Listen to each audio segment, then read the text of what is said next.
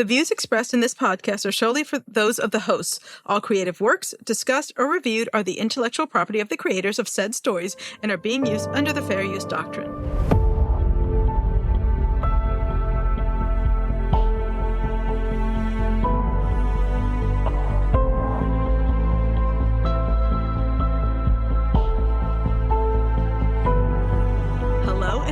Of Swords and Soulmates, a podcast where we read, watch, and discuss romantasy and romance-adjacent stories.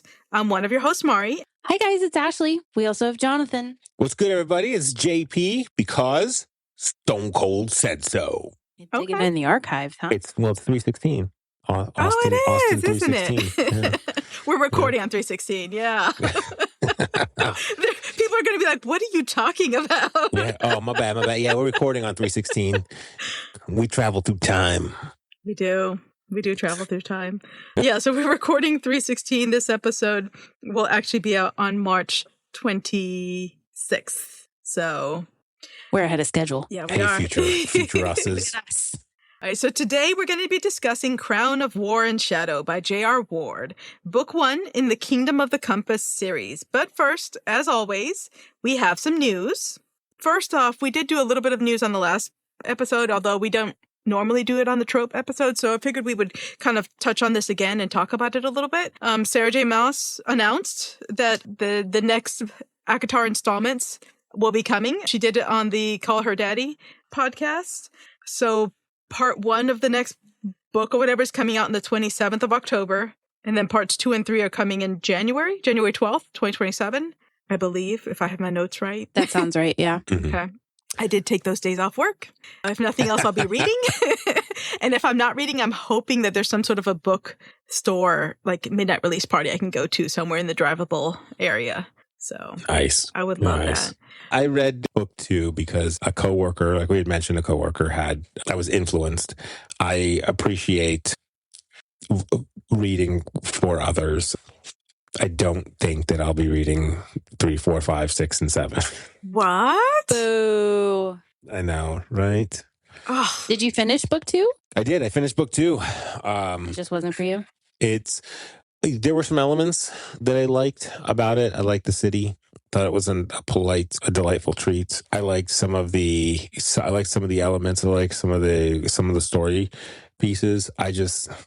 I'm looking at those phone books and I'm just thinking. You're intimidated? No. I don't have. I mean, like when there are other things I want to read. Okay. I was just going to say, if it's a matter of motivation, like I can make you a medal, a PowerPoint. We'll get you a first podium medal for finishing the books. The Dungeon Crawler Carl series is just as thick. Another one just arrived at our doorstep today, and it's thicker than the other thick ones that I have from them. And I'm not dissuaded by that. Like it's you got to be into it. It just wasn't enough. And that's fine. Yeah, because it's not for everybody. I think you feel about them maybe the way I feel about the Crescent City books. I read them because I felt I had to get the teeny bit of story I wanted that was ACOTAR and Throne of Glass related. But I'm not a fan of Crescent City, and you have the books, right? I have them. I have. So, Jonathan, you see how big they are. I see. I was gonna say. I see. You how can big lift those weights are with too. those. Yeah. You could hurt somebody. Yeah. I guess I don't understand. I feel like this 7-book series is really, truly a 12-book series. It should have made them 12. Kind of like Star Wars. It's not like Star Wars. And that it's just, 18 different movies, but it's all one story. There are no laser swords so far in the 2 that I've read. You didn't read book 3. There may be. You just don't know. You're not going to trick me. I see what you're doing. Set me up here. How do you know there are no laser swords? If I read book 3 and there are no laser swords, I would be very upset. And Arguably, I think book 3 was the best of the trio. You guys, this is how this goes, people. No, You're out there, everybody's like, it gets better as you go. Just get through book 1. Just suffer through book 1. Didn't I send you guys a whole social media post? You did. Like that's how. Man. But if you read this 12-book series, man, book 13 is just okay. But it helps you understand book 17. Not falling for it. I'm not. I appreciate everybody wanting to share the things that makes them happy. Yeah. That makes me happy. Spin it, husband. I mean, it makes me happy that people care enough to. You know what it's like? It's like when somebody comes up to me in December and says Happy Hanukkah. Well, I'm not Jewish, but I'm not going to tell you I'm not Jewish. I'm going to be like, thanks. You know what? I appreciate that. I appreciate that you shared that piece of your life with me. Right? Yeah. I mean, I think it's like when, say you guys have this shiny new bike thing and you're so excited about it, and the specs and the weight and the care and the whatever, and it's just the coolest thing ever, and I'm happy for you. Wait a minute. You guys don't You're care sharing about your stuff? shiny rock that you like, and that's fine. This is my shiny rock. Are you guys telling? Hold on. You guys telling us? Rock. You guys telling us you don't like this stuff? Huh. What the heck? How do you feel about my Rubik's Cube collection, Ashley? How do you really feel? He drops the Rubik's Cube in my lap like he's a puppy dog with a ball in his mouth. Like, please throw my ball for me. Yeah. Mix it up. Somebody got to mix it up. So for anyone excited about it and who hasn't heard about it, there's more ACOTAR coming. Those are the dates. If you are interested in finding out more about it, which I would recommend listening to the podcast, it was pretty good, but only if you have read all the books so far and or don't care about spoilers. It very much gives you some of the mental place that Sarah J. Maas was when writing some of these books. And I think also not so subtly shows some of the tension between Sarah J. Maas and the publisher. Yeah, I'd agree with that. Yeah. I really felt it was enlightening. I have not read all of the books. I've read all of Throne of Glass, but I've not read Crescent City, and I've only gotten through book 3 of ACOTAR on purpose because I knew the bitch wasn't finished, and I can't handle another. Wait, what do you say? We can't. I don't think that's appropriate. It's been 5 years. I'm picking up since the last book. Like, I can't handle that kind of anxiety. I was trying to figure out what her influences were. Mm-hmm. Like, there must be some trauma built in there. Just like, so there were some story elements that I thought didn't contribute to the plot, but it felt like she was getting something off her chest. Like what? And there was a question about whether somebody could be expecting after the result of some time together. Mm-hmm. And it was like, and they were like, oh, okay, no, I'll take the potion. And it was like, oh, did she, like, that didn't lend to the story, but it said to me, like, you got something to say about your perspective on your personal position? And it's not the only instance. I will say, I think that has more to say about what happens when you publish women who write fantasy. Because what ends up happening is the fact, like, contraception changed the life of women. And so when you write fantasy books in ye olden times, as most of the big, like, fantasy stuff is written in ye olden times, generally by men, it limits the role of women in these stories because the main role was you're either having kids or you're a nun. Like, because if you're having sex, kids are likely to happen for many people. And so that relegates women to a certain role. Some people who choose that role, some people who are relegated to that role, as has been true throughout much of history. But when you add the element of contraception, I mean, you're not going to have the birth control pill in fantasy for the most part, but you end up having like this magic potion or some sort of like an anti-fertility potion that ends up being in a lot of fantasy written by women. And it's because that's the only way you're going to have equality is if women have control of their bodies, of when they choose to have children or not. She touches on that in other instances, like in Throne of Glass. There's, a side story of one of the women who is on this journey that she may or may not want to be on, right? Mm-hmm. And how she gets her period and how it has to be this like awkward conversation with her male companions on this trip and how, she doesn't want to inconvenience them. But, right. This is something that she has to deal with. And, it is an interesting perspective because to your point, Mari, it's not something that's traditionally addressed in male perspectives, mostly because they don't know anything about it. But even if they did, what would they be able to say that women wouldn't feel some type of way about? So I do think some of that is Sarah J. Maas just kind of reclaiming that normalcy. Right.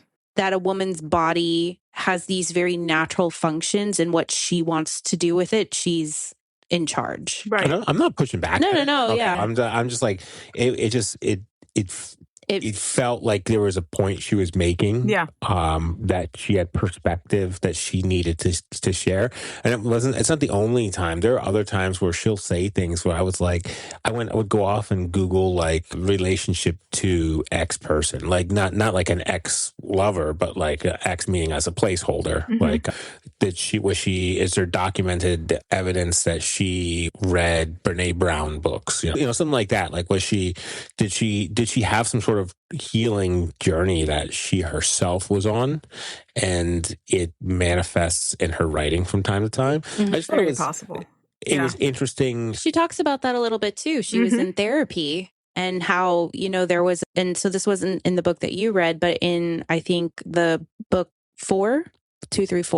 book 5, where she talks about Nesta's, trauma, and how Nesta, I mean, this isn't a spoiler, at some point Nesta just is on this mountain and she's just screaming or whatever, right? Just kind of like letting loose her trauma. Yeah. And that was something that Sarah had done in real life. She was out on a hike with her husband.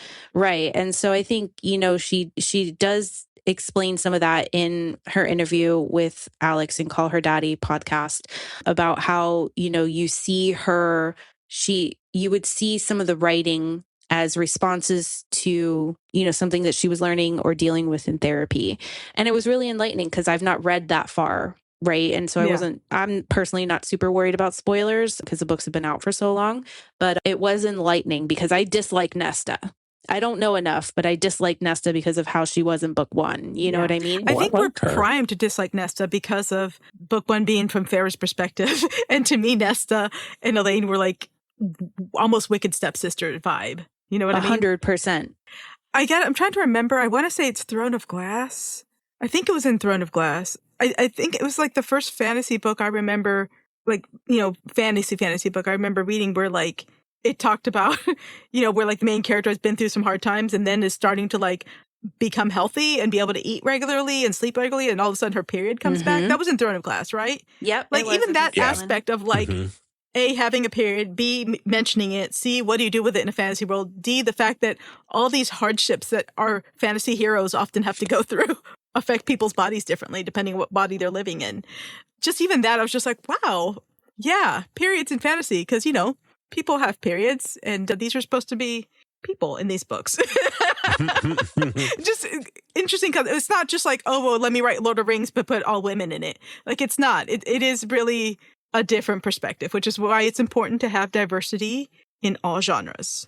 Yeah, it's a reminder that they're human. Like I think sometimes I lose sight of it, but I think I forget. I think it was a panel we were watching for like at like a book convention or something like that, and they were like, sometimes I forget to feed my characters, and like my editors will be like, hey, you should probably make sure they eat in this story. Yeah.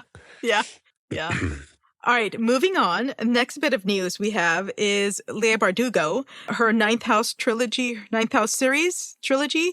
The last book is coming out. She announced the title is called Deadbeat, and it will be coming out September of this year, September 15th, 2026. I'm excited. This is a dark academia type fantasy. It's set in it's an adult book. It's not a YA book. It's set in like a modern type world in a university, like New England prestigious university setting, and there's magic and cults and things. Do you like this one? I do like this one. For some reason, I thought you didn't. Yeah, I like this one. It is very different from like the fantasy stuff we read. It almost feels more like a mystery movie. Like there's magic, but it's not lots and lots of magic. You know what I mean? Like magic isn't in every chapter, but it still very much influences the characters and what they do. It almost feels like a X-Files, Telemask, like that kind of a vibe. It's hard to say a lot without spoiling the series, but it's good. It's just not like a heavy magic. Magic isn't a part of every aspect of the world. It's still kind of like our world, so magic stuff is hidden. I like it. It's good, like fall vibes, I think. Yeah, so I'm excited about this. I think September will be a perfect time to read that, especially because of the way the second book finished on a cliffhanger. I was very excited to find out that this book was coming out. Next thing I have is Sarah Beth Durst announced that she's going on book tour. It'll be from like March 31st through April 8th, and she'll be going mainly on the East Coast. I think she's starting in like Baltimore. She's going to be in Orlando on April Fool's Day, and then working her way around a little bit. Yeah, I was looking at the cities. I was like, oh, let's see where the cities are. This is not an easy trip. No, it's a little bit all over the place. So I hope she has good travel days. Yeah. It's from, like you said, it's from the 31st through the 8th of April. It's just over a week. So we're talking like 9 to 10 days here. And it's 1, 2, 3, 4, 5, 6, 7, 8 cities.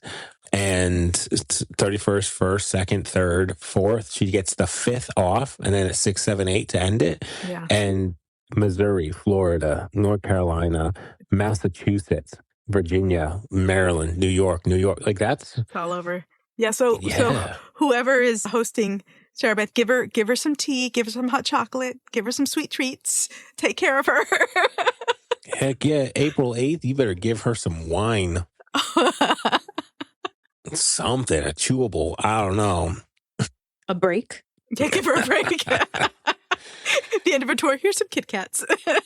Dang. And if you're going to see her on March 31st in St. Louis, you should give her some road snacks. Yeah. Just give her some boat snacks because she's going to need those things to make I remember it through this we one. saw her speak at Romantasy Con, where it was the cozy fantasy panel, and she was talking about like the things that her like sweet treats or whatever. It was all like cozy things and baked goods and all that. I'm like, yeah, let's get her some good travel food. But anyways, if you're interested in seeing her and you're in any of those cities, look her up and see if you can go see her. Next bit of news I have is that Mina Lima, which is a design team, they don't write books, but they like make really pretty versions of books with like pop-up things and interactive elements. They have announced that they're doing Little Prince, which I'm very excited about. I will probably end up buying, even though I really don't need another version. I almost bought this one. Oh, their stuff is so well done. It's the shipping that kills it. If you buy it from them, you can get it signed and it's got a special print in it. But if you wait, a lot of times you'll see it in independent stores. I've seen them in independent stores after the fact. Yeah, I bet you any lower on the shipping, I probably would. And it's not their fault. No, that's it's just the UK based. That's what it is. Right. Yeah. But if anyone's looking for like children's books, like Little Prince, they've done like Beauty and the Beast. They did Alice in Wonderland, The Secret Garden, a bunch of like classic children's books like that. Really They're delightful pretty gifts too. They're delightful gifts as well. Like if you have either somebody who a sibling, a friend, a coworker who was maybe who maybe enjoyed this type of book, it's a good gift for them. Absolutely. Next little bit of news I have is our friend of the pod, Sebastian Nothwell, was doing a Kickstarter because he's got a new book coming out. It's a sequel collection. So it's a series of stories set in the Oak King, Holly King world. And when I first put this in the news, he had just announced the Kickstarter. And it's already been fully funded. So I would say keep supporting him because they do have he's got some stretch goals. But it's basically stories of different side characters and things within that world. I will probably go in and support it just because I really enjoyed that book. I enjoyed that world he created. I thought it was... We love Sebastian. Yeah, it was really good. So look into Kickstarter. Sebastian Nothwell. It is a nest... Oh my gosh, did I not write it down? I think it's called Within A Nest. Briars? Yes, thank you. A Nest Within Briars. And it'll be coming this spring. Okay.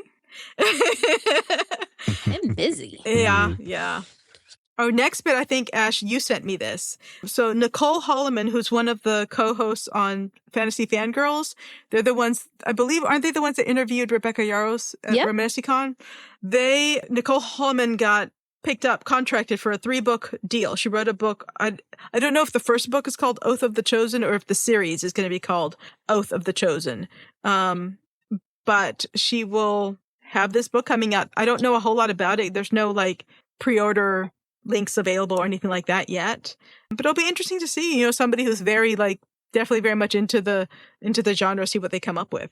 I think what was really interesting about, I think what I sent you, although maybe I saw it in a different clip, was she got the news while at BookCon last year, at Yes. Romantasy BookCon, like just before, I think their own panel, right? Because they did That's the right, they interview with did. Rebecca, but they had their own panel. And so you like see her in the room, like pacing and freaking out, and like her team's there. And it was just so, wholesome. Yeah. It was just really great to see Really like exciting for somebody. her. Yeah. And I don't know if writing was her ambition, when they started that podcast, but like, what an awesome turn of events. Right. And now she's set herself up for success, and she's got all of these peers and, colleagues that can help her in this process. So I just thought that was super cool. I don't know what the book is, but I'd probably give it a try. Yeah. I'm curious. I'll definitely am curious to see what it's about. And I'm sure I'll read it. I'll give anything a try. Let's be honest. Eventually it'll get into the TBR. Last bit of news I have is Cincy 26, which is, so J.R. Warden does like a convention kind of thing every year. I don't know how many years she's been doing this. I first heard about it last year's when a lot of the videos from it started popping up on different social media feeds. So it's J.R. Ward, and at the last one they had, it was some of the actors from the Black Dagger Brotherhood TV show based on her series of Black Dagger Brotherhood. And then it'll be like, book signing and book merchandise and just like a bunch of people getting together and, geeking out over a thing they love, which is what all good cons are. So tickets for that are going to be going on sale March 30th, which is just a few days after this episode drops. The actual event is October 2nd through the 3rd. I don't know if I'm going to go. I'm probably not. I know I've been thinking about it. I think it might be fun, but also October is really busy. It's just a busy time of year. Did you say that she's hosting it, or is she just part of it? She puts it together because it's all her books. It's her books, her world. People call J.R. Ward, like a lot of the fans call her the Warden. And so the nickname for this con is the Warden Con. So it's all her stuff because she has written, the Black Dagger Brotherhood is like, I don't know, 26 books. I think there's another book coming out this year. I've somehow managed to read 25 books and I'm only on book 17 in the series because there's also, it's like side novellas because the main books aren't enough. So it's a very deep world. There's a lot of side characters and a lot of like, much like Juliet Cross, you're into like what's happening with the adult kids of the original crew kind of situation. So there's like generational stories being told. Yeah. But when I was on there, and I don't really have any news to say about this other than when I was looking at her website for information about this, because I couldn't find an actual website for Cincy, just like talk about it on her Instagram and on her website. But I did see that the only other event she's got scheduled after this so far on her website is a TBD November 2026 in Orlando. Oh. So I think she's coming back to Orlando. I saw her October or November. Anyways, maybe November. I saw her last year when she came to Orlando. It was her first time coming, and it was a fun time. She is a very, very entertaining person to listen to. Like, it was me and Sarah and Brad from Hissin' and Kissin' and a friend of theirs, and neither Brad nor the other friend had read any of the books or knew much at all about it. And everyone had a good time.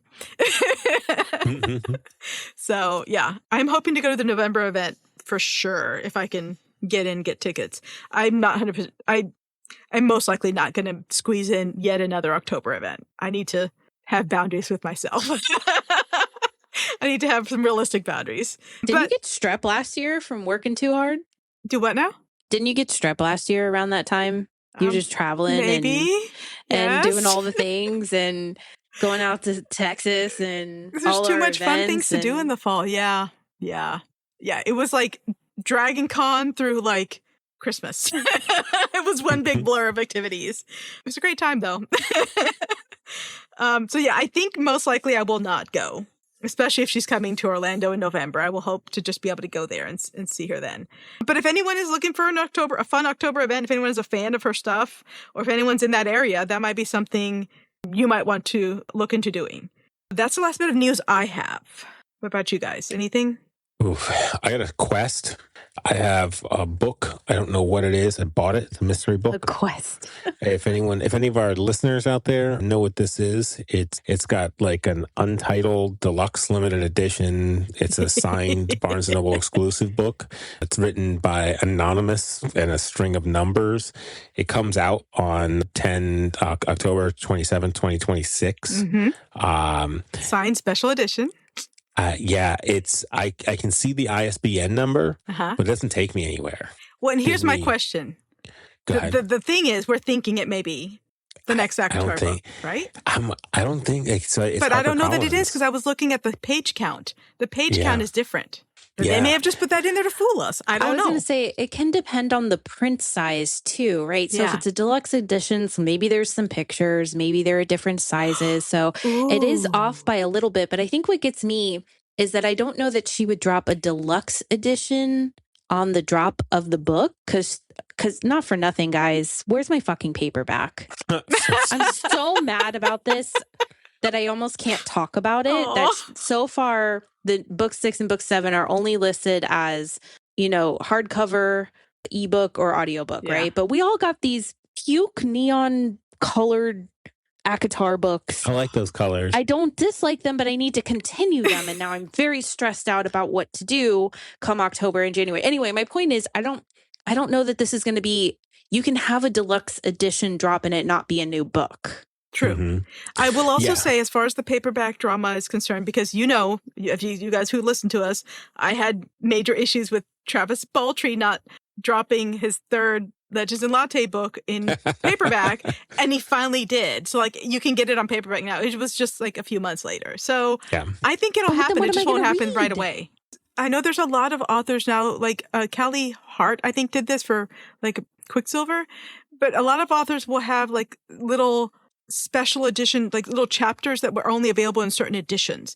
Good Spirits had this. Good Spirits had a chapter that was only available in what? Was it? Rebecca did it too. The Barnes and Noble edition? I know there's something. Yeah. So there's also the possibility of if you want the super secret chapter.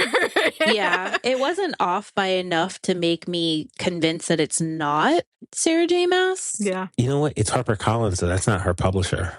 Oh. So that's the I don't know. Is it Bloomsbury? Is that yes who her publisher is? It is.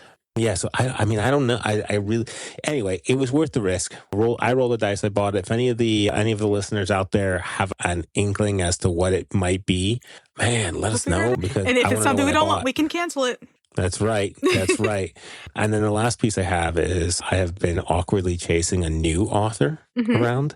He wrote a piece of fiction. His name, you may recognize him as being the demigod, aka perennial Super Bowl MVP. Jalen Hurts wrote a children's book, and I've been chasing after. I think I accidentally ordered 4 copies of this, and I'm hoping that just at least one shows up of his sign. It's the only way I'm going to be able to buy something of his signed and not have to explain. To be clear, there were no accidents. He bought them all intentionally, hoping that one of them will show because he was nervous after the first 2 didn't ship right away. Oh, yeah. Okay. Yeah. Well, I hope that quest dear works out for Jalen you. Hurts, and anybody that loves Jalen Hurts, we are desperately trying to track down a signed edition of his children's book. For the actual price. I don't want to pay the sports. I don't want to pay your sports memorabilia reseller rate. And I'm not trying to hoard them either. I have a list of little babies that I'm going to give. I have a friend who lives far away who has a child who is an Eagles fan, and I will send them a copy of this book. I have another friend who lives, one of our cycling buddies has kids who are Eagles fans, and we'll send them a copy of this book. I'm hoping I'm desperately hoping that at least one, just one. Okay, so please one. Send me a link to what this is you're talking about, because as soon as sports get involved, my brain goes into meow meow meow meow meow meow meow meow. But send me a link, because there's a few independent bookstores around us, and there's the one in Augusta that often has signed copies of books. I can have people look around. I know people. Perfect. We know we know some book people. Yeah. I know. We know some literate folk. All right, any other news? No. Okay. So, getting into the book, why we chose to read this is because I like J.R. Ward's books a lot. I like the Black Dagger Brotherhood book a lot, and this is her first romantasy book. And I was really curious to see how this was going to go, because it's a very different world from her Black Dagger Brotherhood series. So basically, I bullied everybody into reading this. We did it happily. You tripping. So this was published very new. It was published February 17th of 2026. So it is brand spanking new. Let me read the synopsis and then we'll get into the discussion. So in the deep, dark dead of night, passions rise and empires fall. The fulcrum is falling and demons are slipping into the mortal world. No one is safe, especially not Sorelle, an orphan and an outcast within the walls of her small village because of her mystical abilities. She wants to survive and find somewhere she can call her true home, but fate has other plans. Sorelle has been chosen, cursed. She must cross the Badlands to return the queen's crown and convince the fearsome female to save their world from destruction. Well aware that she's no brave hero, Sorelle makes a dangerous deal with Merc, a brooding, commanding mercenary known only by his unscrupulous profession. The deal? A night in his bed that she will never forget in exchange for her safe passage. But Merc has secrets of his own, and even though desire runs hot between them, adventure, danger, and betrayal lurk around every corner. So what do we think? Does anybody know the word count of this? But there were a lot of words. I do not. There was an abundance of description and adjectives that I really feel like we could have slimmed down just a tiny bit. Listen, I liked this book and I started reading this book really early. I did not get to finish this book in time for this podcast. This felt way longer than 400 plus pages. So but I do like what I got to. Apparently the word count is 145,000. Seems like a lot. Well, I know that... Which is just below Fourth Wing. Okay. I know that J.R. Ward writes a lot of books. Like I said, she's written I don't know however many of these vampire books, the Black Dagger Brotherhood, but she said in an interview that this book was torture for her to write. It took her 9 months to write this book, which is very unlike her. She usually spits things out much faster. So it took her a long time to do this, for sure. I mean, she could have talked about the wall less. That probably would have saved her a month. I'm joking. This is me trying to be funny and elicit some giggles. I liked the book. It just was, I couldn't finish it. I didn't have enough time. There weren't enough hours in the day for me.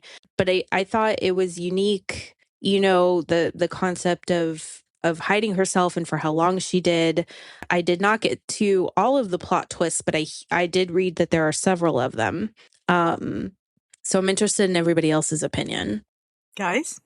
Jonathan? This book was not for me. Okay. So sorry. I definitely wrestled with this one. It was not. It was a. It was a challenge for me. It felt roller coastery for me.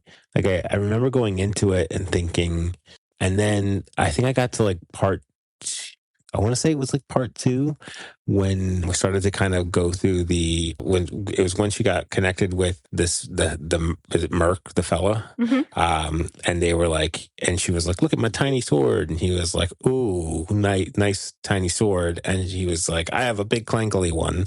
And he's like, I'm going in this water. And then that, I was like, oh, okay. All right, this is going to be fun. And then I couldn't focus on it. It was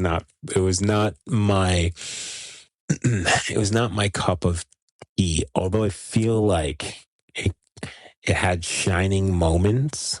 Does that make sense? There was just too much for Jonathan, there was too much distance between those shining moments, but the moments existed. It was the hills and valleys. It was just too far in between for my brain. Yeah. So interesting story concept, and not all books are for all readers. And to know nothing, I'm not talking trash. It just wasn't a me thing. It happens, right? Absolutely. I very much enjoyed this book. To me, it had, there was something about it. I was talking to Jeannie about it. It was something about it that felt almost like a never-ending story, or a very much 80s fantasy movie. And I say that in a good way because I love that. Eat that up. Which makes a little bit of sense because she started writing, she wrote this book, generally had the basic concept of it around the same time that she wrote the first Black Dagger Brotherhood book in the 90s. And it's been sitting on her computer since then because Black Dagger Brotherhood took off. And then more recently, her publisher was like, hey, you got any of that romantasy you can throw our way?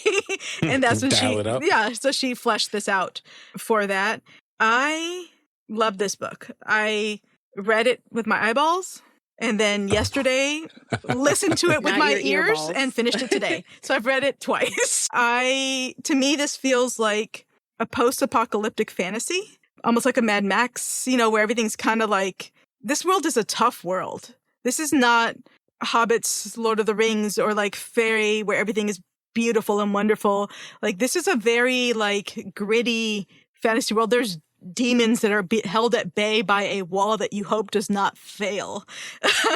And our main character is like this unassuming, like healer woman, cunning woman who like helps people, but is also shunned by them because she is of the lowest class.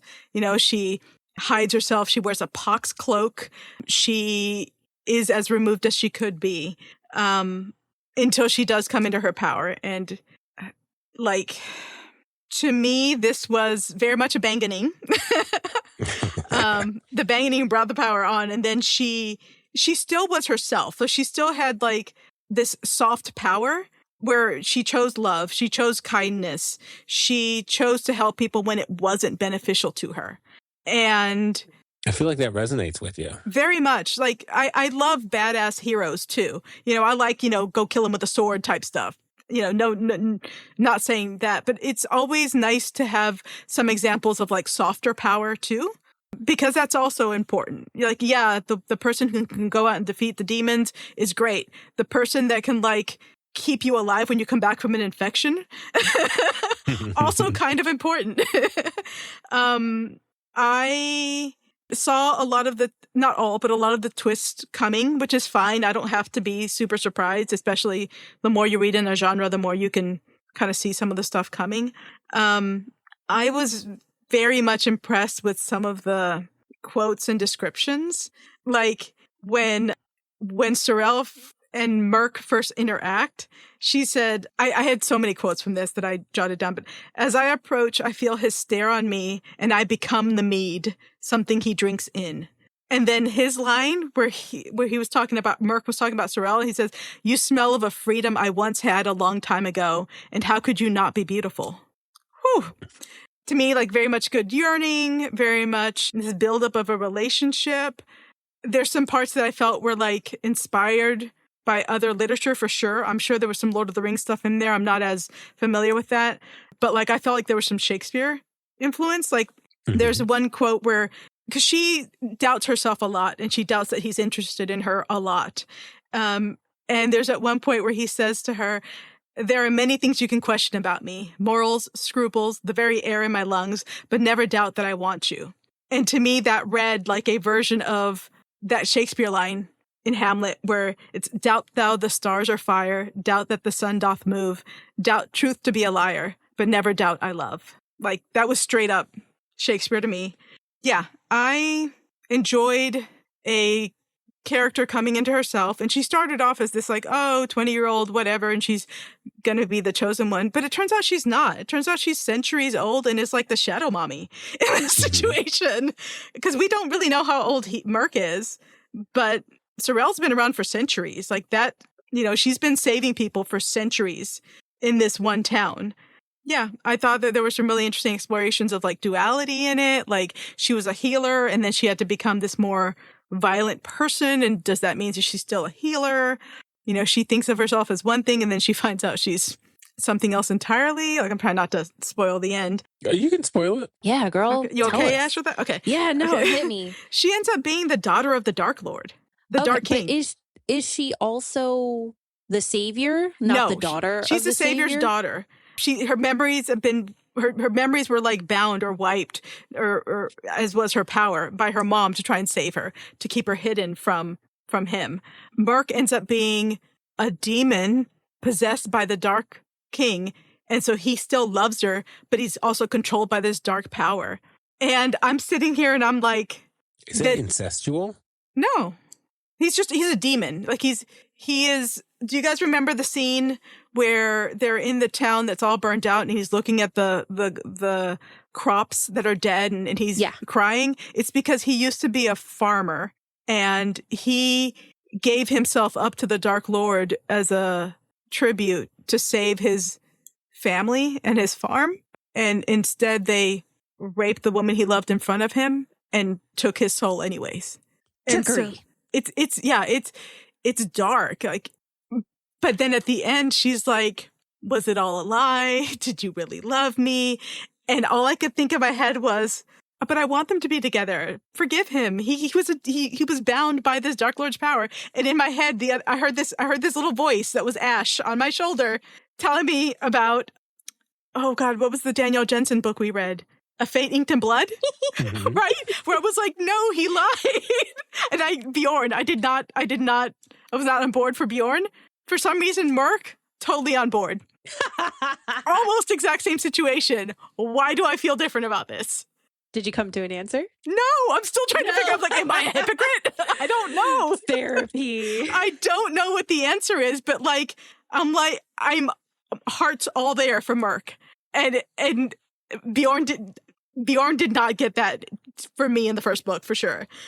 Yeah, I very much enjoyed this. I think that she ends up being the queen that's prophesied that is going to save the land. The queen who can't look people in the eyes because she can't look people in the eyes because she sees their death. Sees their death. Yeah. No pressure. She thinks it's this queen in the south that she's going to go see, and she does all this stuff for, fights the spiders, gets the, gem, rides a dragon, all this stuff. And I think she's the queen that's prophesied. She's the queen that is going to be wearing the crown. Yeah, I feel like I had this theory, and I'm not the only one who had this theory, because I was listening to a podcast that Francesca did from the Reading Under the Covers podcast. She does, reading podcast stuff, but she interviewed J.R. Ward, and she's a fan of Black Dagger Brotherhood as well. And let me give you guys a little background. Black Dagger Brotherhood is set in a modern setting, vampires, etc., but they have a religion. And the religion is the Virgin Scribe. And the Virgin Scribe has like temples, lives in another world, has powers. You don't look her in the eye. She's got this cloak on. And the question is this whole series like a proto world or like a origin world for the Black Dagger Brotherhood like religion in her book? Oh, like a prequel. Yeah. And Francesca asked J.R. Ward that question. And of course, like, if it was, she's not going to say it is. Like, she can't give it away. There's 3 more books coming. This is going to be 4 books. But she, like, in my opinion, body language dissimulated and, like, said, oh, that's a great idea. It made it sound like it wasn't it. I think this may be, in a lot of ways, related to Black Dagger Brotherhood. I mean, if it wasn't before, it is now. Yeah, I mean, there's so many things in it. Like Merc, the Merc character, could absolutely be dropped in the Black Dagger Brotherhood mansion and be one of the brothers. Like, that is all those vampire characters. And oftentimes, in many mythologies, what are vampires? Like, they end up coming from some sort of, like, demon origin story, right? Like, the origin of vampires is oftentimes. Right. So, I don't know. It would be interesting.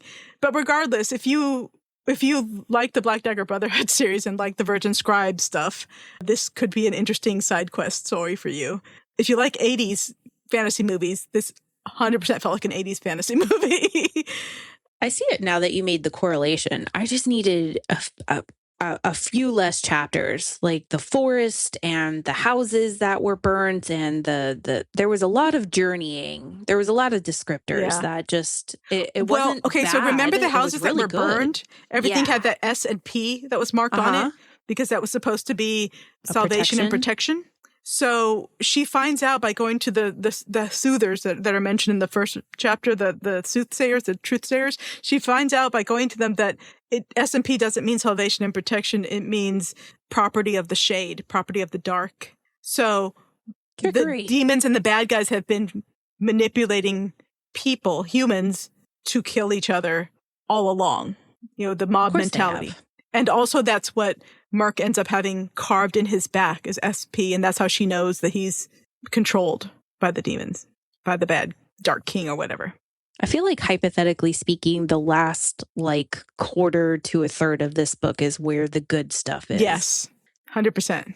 Note to self. Like all the twists, all the action happens towards the end, definitely.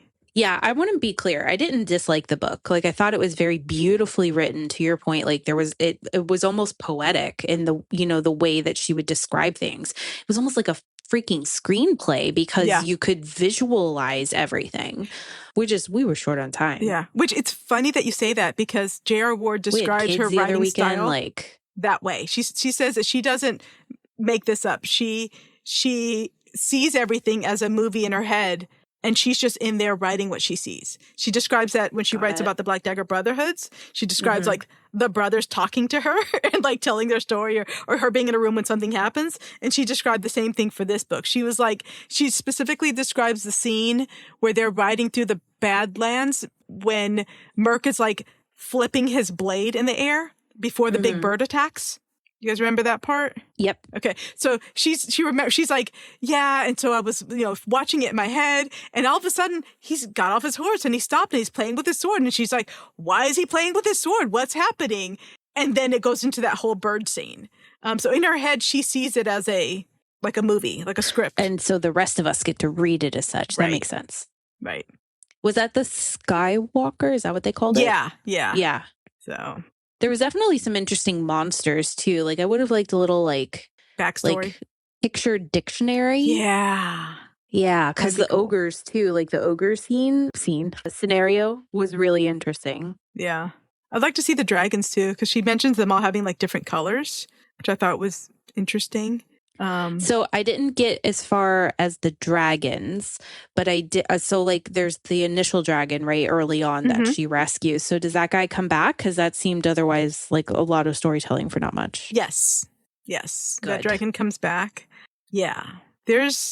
I think this is one of those stories that once the rest of the books come out, like there'll be more interrelated stuff. But I do feel like there's going to be more of the dragons.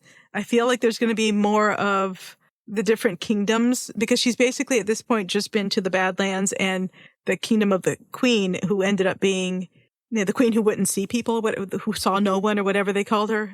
Her kingdom was messed up. Let me just put it that way. Like I think there is some bad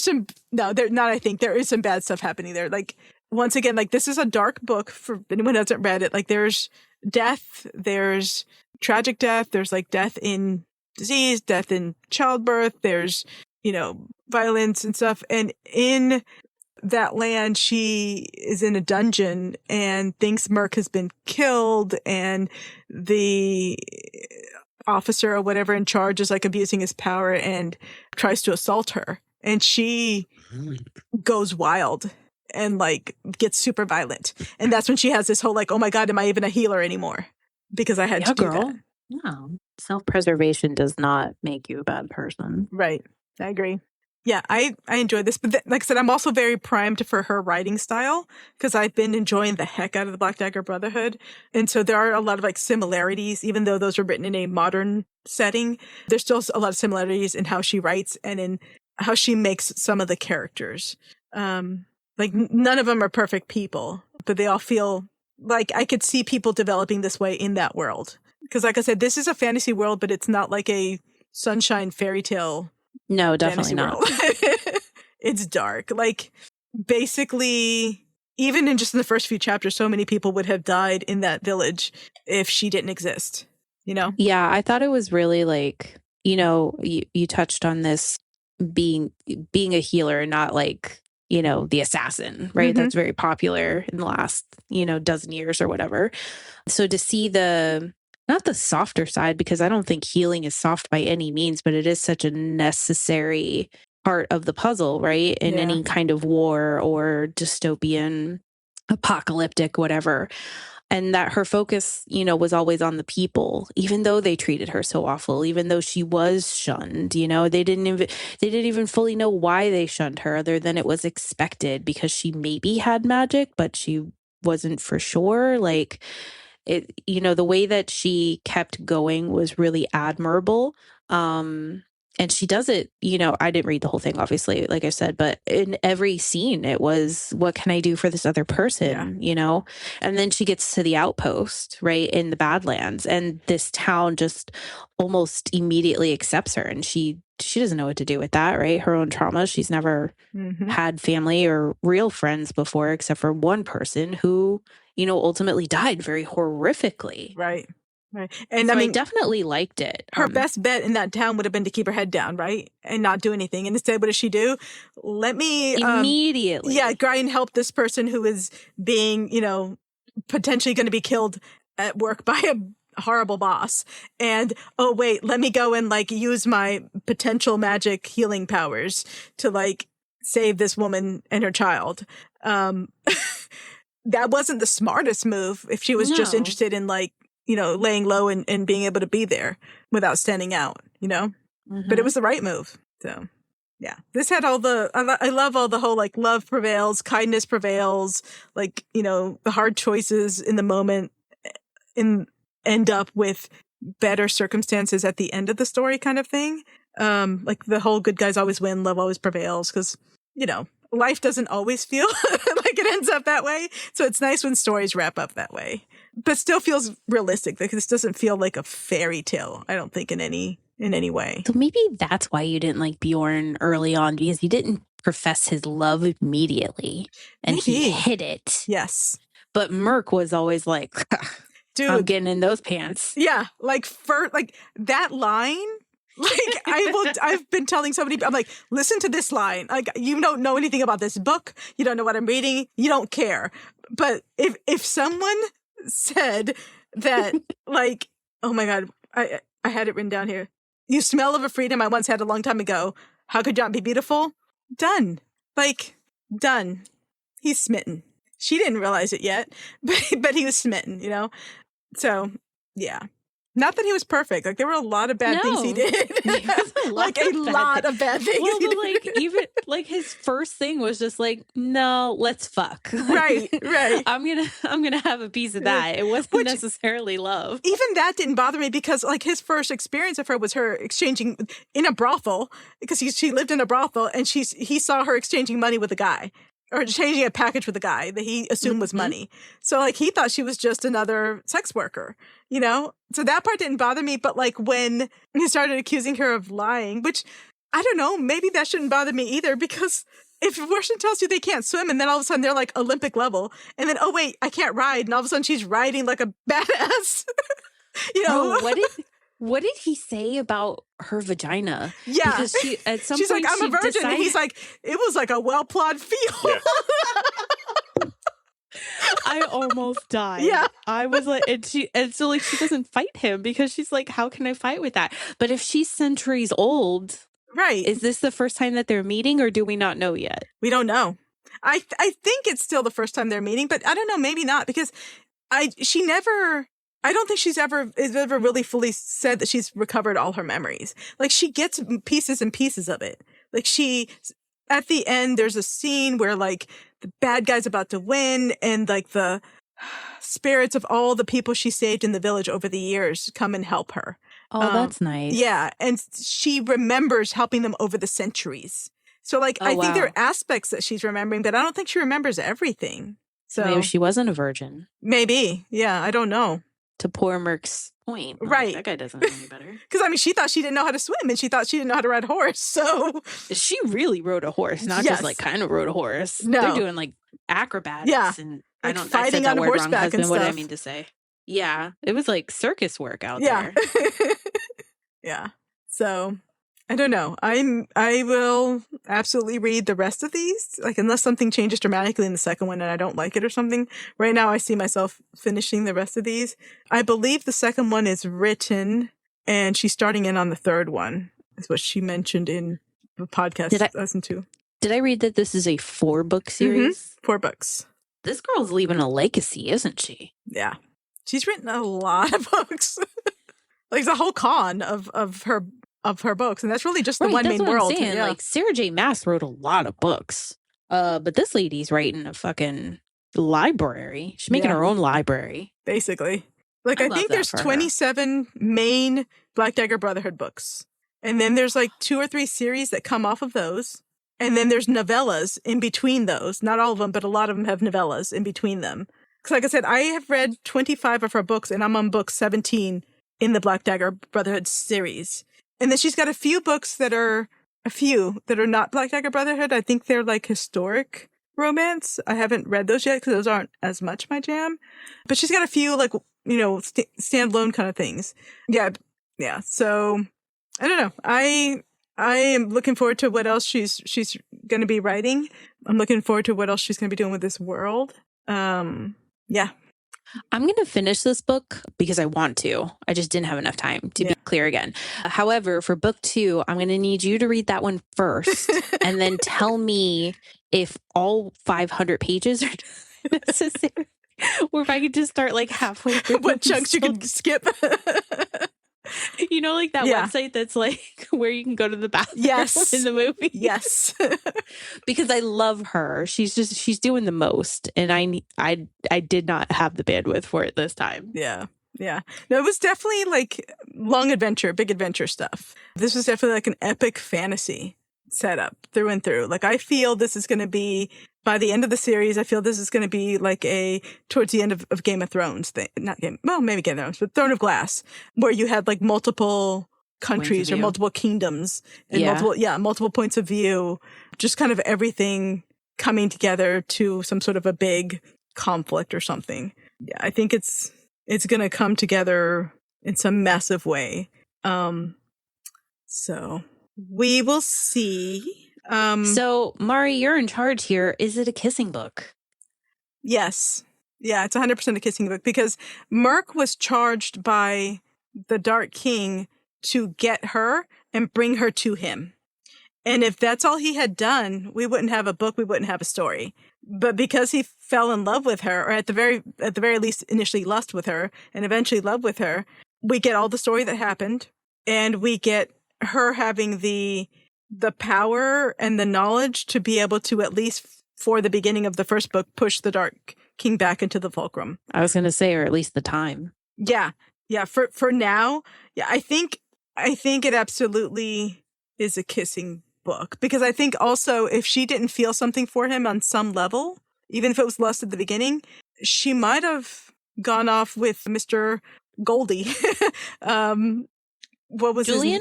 Julian or whatever. She might have gone off with him, but instead, husband, how do you say the name? No. You didn't listen to it? It was spelled Julian, but with, instead of an A, Julianne, it was Julian, like Julion is the way it was spelled. I'll make him go back later and listen. Okay. Because I think that's what it was. But yeah, I think she might have gone off with him if she didn't have this feeling of like trusting Merc, which is wild because she literally, we still, and she still doesn't even know his name. I don't like that. No. But fair enough. It's a kissing book. I agree. Yeah. I trust Mari. Especially if you think of like love. Like it's definitely a book that celebrates love, because there's several quotes at the end. There's 3 main quotes at the end that I think highlight how much of as dark as this book can be, how much it can also be about love. It says, "The lesson I now know is that kindness is never ever wasted. It is the sunlight against the darkness of the cold, hard world. Kindness does not need to be acknowledged to exist, and we cannot survive without it. Anybody can be a hero, and people working together can change the course of an epic war before it even gets started." And I think that's something we all need right now in our modern times, where we feel kind of helpless and hopeless to make any change. Right. Yeah, just the idea of like kindness and love and remembering each other's humanities and being there for those around you can make a bigger difference than you feel it does, you know? Yeah. So I'd say absolutely a kissing book. And in my opinion, unless anybody else has an opinion otherwise, I say there was a banganing for sure. Write that one down, husband. Would you disagree? You are the banganing expert, the banganing creator. I do not disagree. All right. Well, I will stop blabbering about this book. Is there anything else anybody wants to say about it? No, I think we covered a lot. Yeah. All right. So thanks for listening to Of Swords and Soulmates. Before we go, make sure to check out the show notes, rate, review, and subscribe to us on your podcast app of choice. It helps others to find us. Follow us on Instagram and TikTok at Of Swords and Soulmates. Check out our website of swordsandsoulmates.com. If you'd like to offer a suggestion for future episode, book, or discussion topic, feel free to reach out to us on the DMs of any of these options. If you want to read along with us as we prep for a new episode and get chapter by chapter interaction, join our Fable app book club by searching for the Of Swords and Soulmates book club. And last but not least, we hope you'll join us in 2 weeks for our next episode when we will be discussing the movie I Am Dragon. Bye, guys. Bye. Bye.